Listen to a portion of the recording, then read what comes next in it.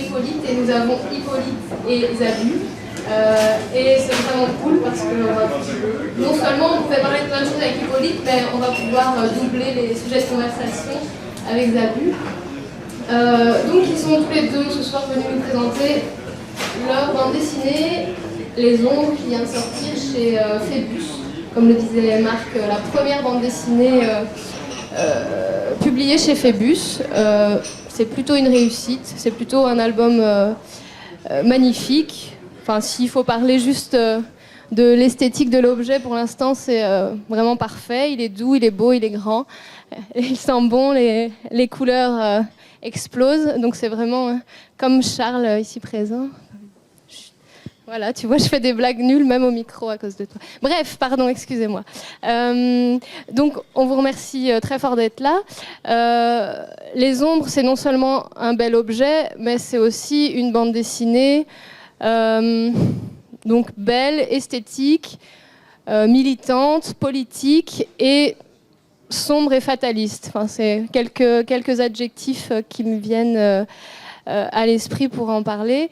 Peut-être que vous pouvez, peut-être toi du coup Vincent, tu peux commencer à nous raconter un peu ce que tu dis dans Les Ombres. Donc c'est une fable sur l'exil, c'est une façon de parler de l'immigration. Et comme le sujet est régulièrement traité, que ce soit en cinéma, en théâtre, en bande dessinée, en roman, quand je me suis intéressé au sujet, j'ai essayé de trouver un angle original d'attaque. Et en fait, l'idée est venue, donc l'envie est venue quand je fais aussi du théâtre. J'ai répété au Baladin du Miroir à Jodogne. Il y a un centre ouvert qui était juste à côté de notre endroit de répétition. Et de m'amuser à répéter sous chapiteau, à m'amuser avec mes petits camarades et de voir des enfants enfermés derrière les grilles. C'est un centre ouvert, mais ils savent pas où aller, donc ils restent enfermés. Ça m'a interpellé, donc je me suis intéressé au sujet. J'ai rencontré des sans-papiers dans la région de Serein. Et très vite, je me suis rendu compte que chacun des témoignages était très touchant et qu'à chaque fois que j'en entendais un, je me disais c'est son histoire à lui que je dois raconter, c'est trop fort. Aussi, pour traiter d'un sujet aussi dur, même si la BD reste quand même assez dure, je pense que la fable permet de donner une espèce de recul, d'universalité au propos et le rend peut-être plus accessible. À tous, mais aussi évite un côté parfois trop trash, même si l'histoire est très dure. Le fait qu'il y ait un ogre, des archétypes, un ogre, un serpent, les sirènes qui attirent, permettent de donner une espèce de recul et de point de vue qui fait que c'est moins frontal comme à bord. Mais n'empêche que contrairement à une fable ou à un conte de fées, l'issue et la fin de ton histoire et celle de la vraie vie, entre guillemets, quoi. En fait, c'est comme une tragédie, et c'est pour ça que l'idée graphique de traiter avec des masques et des toges que Hippolyte a amené de lui-même renforce ce côté tragique. On sait donc dès le départ que ça va mal se terminer. Il y a le frère qui raconte son histoire à quelqu'un qui l'interroge pour voir s'il va pouvoir ou pas être accepté dans le pays dans lequel il est arrivé. Et derrière lui, il y a des ombres, des personnages morts sur la route qui exigent de lui qu'il raconte la vérité, même si cette histoire-là ne va pas l'aider à être accepté dans le monde occidental dans lequel il arrive. Mais on sait que c'est comme ça. Je veux dire, eux, quand ils viennent mourir sur les côtes de Lampedusa, ils ne savent pas qu'il y a beaucoup de chances que ça se termine comme ça. Nous, malheureusement, on le voit et on le sait. Que d'abord, il y en a beaucoup qui meurent en chemin et que ceux qui arrivent, il y en a beaucoup qui vont repartir. Et donc, c'est une tragédie en soi, puisque la fin de l'histoire est déjà écrite dans les véritables exils. Et donc, c'était intéressant de prendre cette forme-là et d'utiliser des archétypes pour les détourner. Donc, il y a un ogre, comme dans les histoires pour enfants, mais là, c'est un ogre capitaliste qui, dans le monde actuel, a compris comment il fonctionnait. C'est-à-dire que donc, avant de bouffer les enfants, il avait travaillé dans une usine. Comme ça, il les exploite et puis il les bouffe seulement après. Et donc, c'était l'avantage d'utiliser des archétypes, c'est qu'on en a tous une idée. C'est comme cette forêt qu'il traverse. On en a tous une idée, la forêt des contes ou la forêt de Gustave Doré. On en a une représentation et c'est la façon dont on la traite, nous, qui va montrer le point de vue que l'on a sur l'histoire, sur le sujet, et qui fait qu'on peut être lisible par plein de gens, mais avec un angle d'attaque tout de même original et singulier. C'était l'idée dans tous les cas. Ah oui, tu... Oui, l'idée c'était de jouer sur, justement sur plein de codes qui parlent à tout le monde, que tout le monde connaît. Donc là, c'est vrai qu'on est dans une tragédie. Il y a des moments aussi qui ressemblent beaucoup à l'Odyssée, d'autres moments qui peuvent ressembler à des passages de la Bible, d'autres moments où le serpent passeur cavale les enfants pour les recracher un peu ailleurs.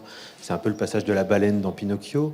Donc c'est plein de codes qui parlent à tout le monde, qui font des référents à notre enfance, pour parler d'un sujet qui est éminemment contemporain. Donc là, évidemment, la fin n'est pas heureuse comme dans un conte de Walt Disney, parce qu'on est sur une triste réalité. Voilà. Mais après, nous, voilà cette idée de ne pas représenter les personnages, de leur mettre des masques, des toges. C'était pour pas stigmatiser une population. Enfin, on aurait pu faire un reportage très frontal, juste publier ou mettre en dessin les témoignages que Vincent avait recueillis, raconter les histoires qui étaient diablement tragiques, tellement tragiques qu'elles pouvaient en être belles et fortes. Mais du coup, on se coupait. Enfin, je sais pas. C'était stigmatisé, forcément, et rentrer dans des stéréotypes. Ça aurait été, oui, on comprend cette histoire, mais quand même, dans ce pays, on sait qu'il y a la guerre, on sait que c'est comme ci, comme ça. Non, nous, on parle juste d'êtres humains. L'idée, c'est vraiment ça, c'est de savoir comment on regarde ces gens qui sont comme nous, sauf qu'ils sont pas nés au bon endroit, et comment on les traite, quoi. C'est une pièce de théâtre que tu as écrite avant. Donc je ne sais pas à quoi ressemblait cette pièce de théâtre, mais comment on en arrive justement à... Enfin, je vois bien la démarche, mais à se dire, alors, ces personnages ne vont pas être des vrais personnages avec un aspect humain. Enfin, ils ont un aspect humain, mais c'est vrai qu'ils ont un masque, ils ont tous des formes un peu étranges. Comment dire, est-ce que dès le début, dès l'idée d'en faire un livre et une bande dessinée, cette idée-là de les cacher un peu derrière un masque était déjà là? Est-ce que cette idée de raconter cette histoire de manière complètement onirique et poétique était déjà là, ou est-ce que c'est un peu venu au fur et à mesure d'une sorte de cheminement comme ça? C'est un peu les deux. Donc le traitement poétique et de la fable était déjà présent dans le projet initial, mais il a vraiment évolué à partir du moment où c'est devenu une BD et c'est devenu le projet avec Hippolyte. Donc nous, on a réfléchi ensemble au traitement graphique. Donc l'idée du masque, je pense que l'avantage, ce n'est pas d'enlever de l'émotion, mais au contraire peut-être d'en donner plus. Donc ce que eux vivent dans leur trajet, ce sont des vraies étapes. Donc là, ils sont exploités par un ogre, mais quand ils sont enfermés dans l'usine, la façon dont ils travaillent dans l'usine peut ressembler à une véritable usine. Le fait qu'à un moment, le grand frère amène sa petite sœur, c'est un côté assez touchant, il la protège, et puis tout d'un coup, c'est lui qui panique, et c'est la plus jeune qui lui prend la main et qui lui fait traverser la frontière. Donc il y a comme ça des émotions réelles et sensibles qui peuvent être traitées, et à mon avis, peut-être touchées plus fort, qu'il y aurait eu trop de pathos si ça avait été dessiné au premier degré.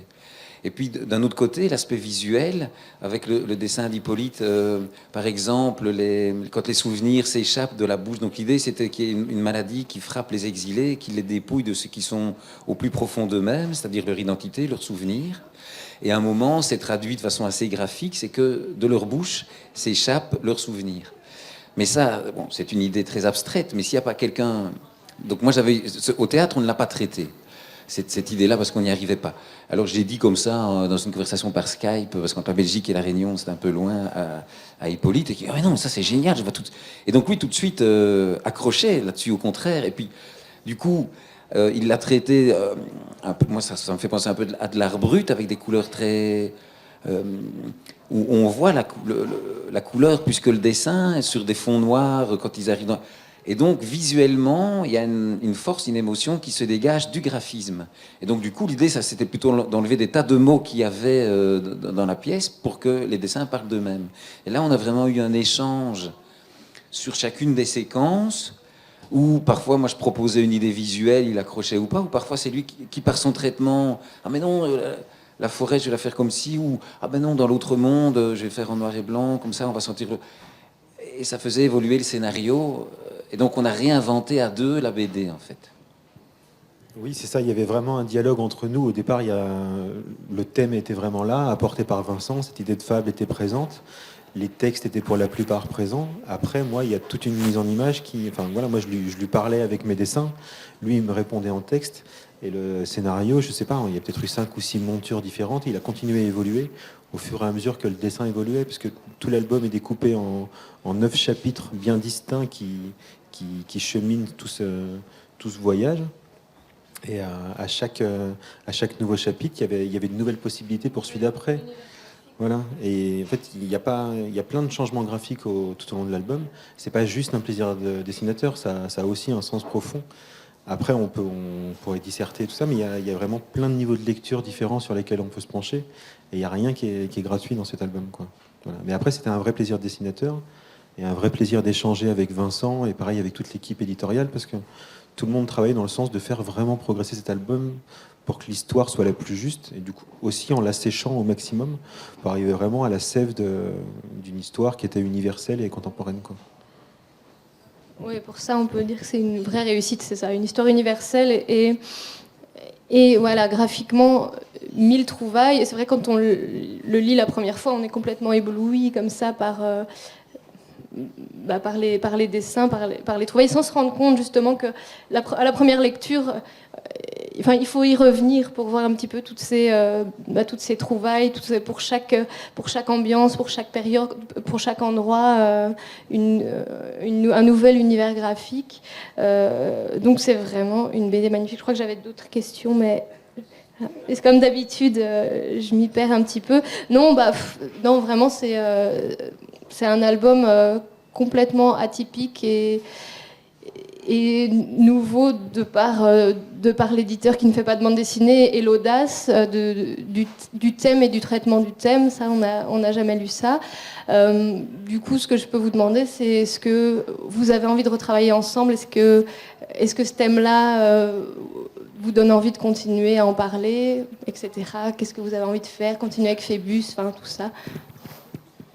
Ben, on a déjà passé c'était une belle aventure, hein. On a passé un peu plus de 2 ans sur cet album, donc c'est pas rien. Alors on travaille à distance, parce que moi j'habite à La Réunion, Vincent à Namur. C'est la 2e fois seulement qu'on se voit en fait aujourd'hui, donc on est aussi content de se retrouver et on aura évidemment du plaisir à retravailler ensemble. Avec Phébus, eux ils en ont l'envie. Ils savaient pas s'ils allaient continuer leur bande dessinée, c'était un coup d'essai. Pour l'instant c'est plutôt réussi, l'accueil presse est vraiment bon. On espère juste qu'ils vont pas se planter sur les ventes et que l'album va marcher, parce qu'ils y ont vraiment mis du cœur et nous aussi, et qu'on pense que c'est un album qui est important. Voilà. Après, nous, on aimerait bien en refaire un autre chez Phébus. Eux, ils en ont l'envie, donc pourquoi pas. On va travailler tout de suite sur un album ensemble chez Air Libre, là, chez Dupuis, avec Pascal Burgot, qui est une grande reporter belge. On va la suivre dans un reportage pour expliquer un peu le fonctionnement d'une grande reporter. Donc ça va être assez rigolo de voyager. Du coup, on aura un peu de temps parce qu'on va voyager tous ensemble. Voilà, pour l'instant, c'est les... traiter l'actualité, mais dans le réalisme. Là, on va être dans le réel, ouais. Après, moi, c'est quelque chose que je faisais déjà parce que je travaille beaucoup pour la revue 21, où je fais des reportages en bande dessinée. Donc là, c'est vrai que c'est une autre façon de raconter le monde réel, qui est beaucoup moins frontale, factuelle et moins dans le reportage, mais qui est aussi importante parce dans le reportage concret, j'ai toujours envie de dire qu'on prêche un peu que des convaincus. Voilà, des gens, quand ils voient le sujet qui est marqué d'emblée, ils disent bah non, moi les sans-papiers, j'ai pas envie qu'on m'en parle parce que déjà ça me saoule, j'ai mes problèmes à moi. Là, on est dans une fable, donc on peut les emmener à réfléchir sur quelque chose sur lesquels ils ont peut-être pas forcément envie de se pencher, mais qui est quand même important. Donc voilà, pour moi c'est un équilibre qui est assez sympathique. Non, j'ai tout dit. C'est pareil. Bon, parfait, on attend l'album de chez Dupuis, puis l'autre idée au moins aussi forte que celle-là chez Phébus. En tout cas, on sera ravis de vous retrouver. Pour ceux qui n'ont pas encore lu l'album, vous allez voir. Et en attendant, on vous retrouve dans le rayon BD pour la séance de dédicace. Merci beaucoup.